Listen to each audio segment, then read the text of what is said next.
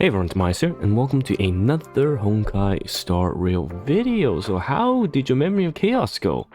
As you can see, we've got a new Memory of Chaos website update from the Pride 1 team with collaboration from the Spiral Stats. So I don't know much about Spiral Stats, but what I do know is that they do have a Genshin Impact website where they show you the Abyss teams, which is really cool because we get to see what types of teams were used in each season, should I call season, or rotation of the Memory of Chaos, which is the current end game.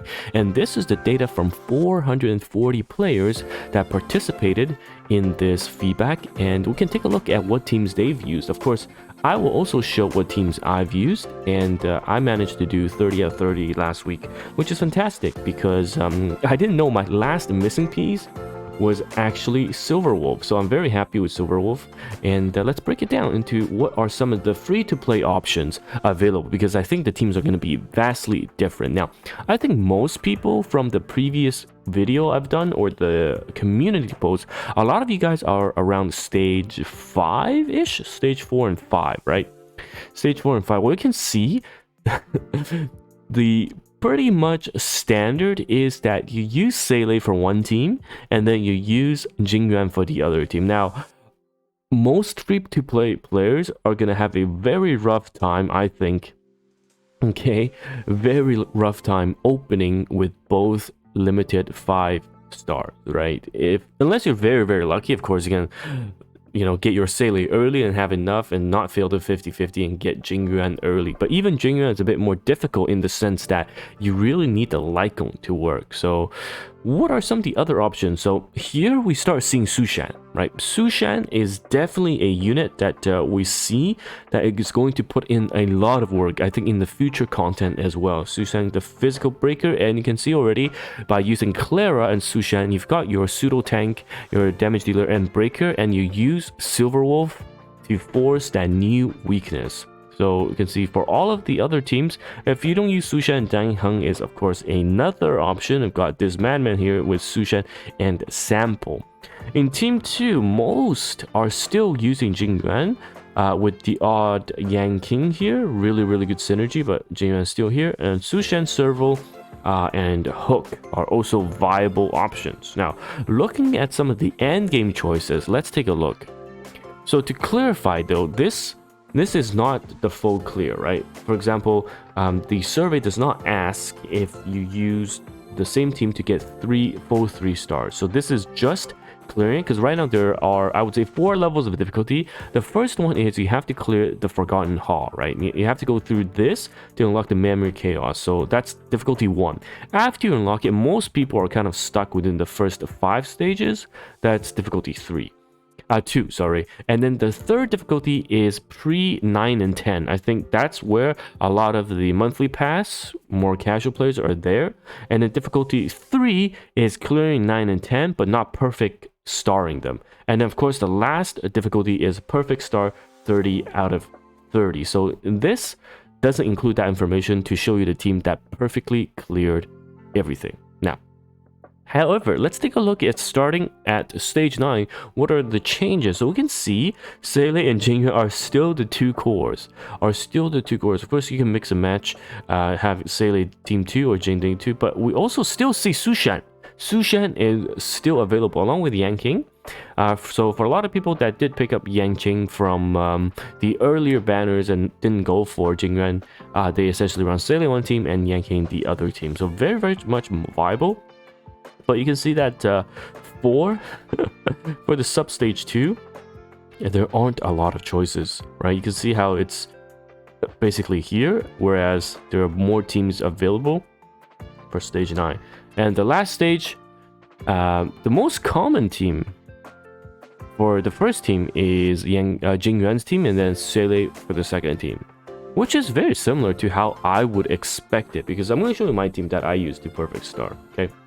So for my first team on this team, Silverwolf, again, I say Silverwolf is huge for me because of the fact that she is able to force a new weakness, defense down, and all that stuff, right? So for me, I always try to split my Silverwolf and Seele separately. especially if one of the bosses is quantum weak, in which case it's Cocolia. So Sailor here and Silver Wolf here. So that is kind of the team building part. Now we need survivability, right? Survivability is so key. You have to have at least somewhat of a unit to keep your team alive. But I will go in detail about it with the Sailor team in a second. Let's talk about the survivability at the top. So for me personally, to round up my first team for phase 10, of course the main DPS was Jingyuan, because you know it's Sailor one team, Jingyuan one team. That's how the damage is gonna come. And normally I would put Jingyuan here because they're a very good pair, but I don't do that because I want to clear Cocolia as soon as possible. Hence, in the second team, I actually put Bronya and Ting. I know it sounds crazy, but I'll explain the thought process and how it helped me clear everything. Now, after I start with Silver Wolf Jin, then it's survivability. So who do I do for survivability? Here, because the enemy is weak to lightning, I do Bailu, and also to freeze or ice, so I do Gepard right here. You can use March 7th instead of Gepard as well. And instead of Bailu, technically you can use Natasha. It's not that big of a deal, but of course with Silver Wolf, I will apply the quantum weakness. I don't want it to go 50-50, so this is better in a sense. And then last one, Fire MC. Okay, so I'll break it down to how this looks. When I use the first team to attack, it's going to be very slow. Bailu and Gepard is kind of an overkill, to be honest. It's kind of an overkill. So you only need Gepard if you have Gepard.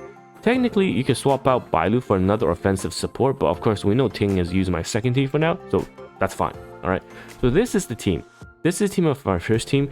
Silver Wolf will apply the weakness of Quantum and keep going on a 2-turn cycle to apply defense down 100% coverage, while Jingyuan just slowly chips away. And because in this phase, you have the extra turn mechanic, Jingyuan is much stronger, even without having a Bailu, even without having a Bronya or Tingyun support, because you get extra turn. I'm not sure how good he'll be in the next cycle, but I don't have Yang Qing build up, so unfortunately I don't have that option. So I'll still be using Jingyuan. Now, the second team, why does it look so offensive? Well, I have Fire MC to with the Lando's choice to make the enemies more likely to attack him. That is the only survivability I have. Okay, this is due to the fact that my Sailor is correct.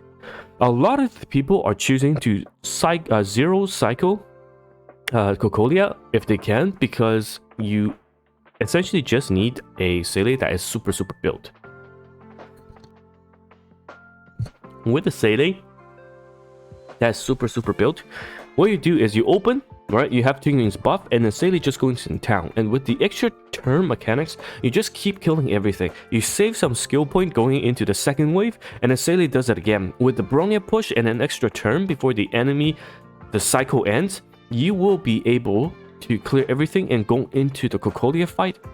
In my case, going to the Cocolia fight with pretty much everyone's ultimate up and a lot of skill points, which then when going in just spam. Sailor kills Cocolia so fast that personally I didn't even see her summon the ice lances.